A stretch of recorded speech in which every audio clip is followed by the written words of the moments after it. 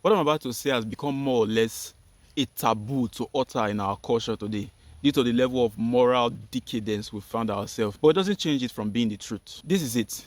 Fraud, however desensitized we've kind of become to it as a society, is still stealing. And you, which could also mean your family, your lineage, your society, your generation, is going to pay for it somehow. You're no wiser than the fabric of reality. The fabric of reality has been woven in such a way that nobody gets away with anything. And when the repercussions start rolling downhill to you, you will know, even if nobody else knows. Even if you have been very secretive about your fraud lifestyle, perhaps you have been using something else as a cover, perhaps you even left your nation and went to somewhere else to go and start afresh, you will know that, yeah, it is this thing that I did some time ago. And there are some people that seem to always be able to come up with an argument to support the fraud lifestyle.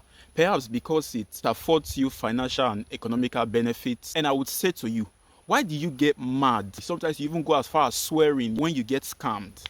Why? If it's a good thing. If it's not good for you, it's not good for anybody else. If you are going to make arguments to support the fraud lifestyle, it means that you shouldn't complain when you get scammed.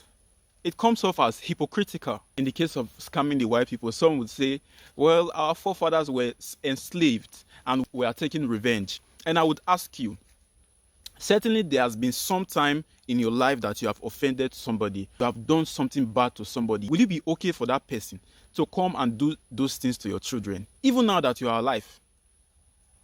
Of course not.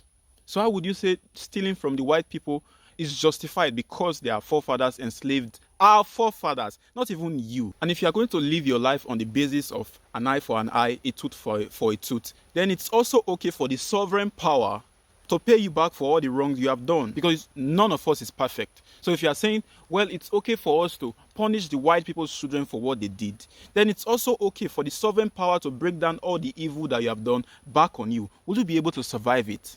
Is that what you want? And for those that would always say, well, the economy is bad, what do you expect the youth to do? I would ask you, a bad economy, should it be a reason for us to become lawless? Because those are basic rules, like don't steal from somebody else. So because the economy is bad, should it be a valid reason to break the law or even completely trash the law? Do not steal from your neighbor. And who are you to say that we should just stop at only breaking that law of do not steal from your neighbor?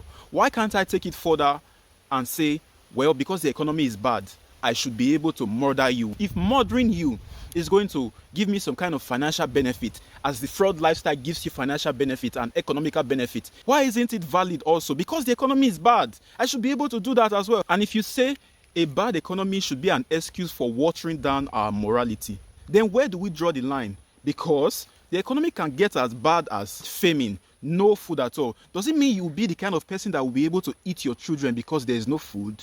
If we should be able to steal from somebody else because we are going through hard times, where do we draw the line exactly? Come on. There is no excuse for the fraud lifestyle. And the longer you stay in it, the farther and deeper you go into it, the harder it will be to come out. The more pain you feel when you finally decide you want to come out of it. You will definitely have to shed yourself.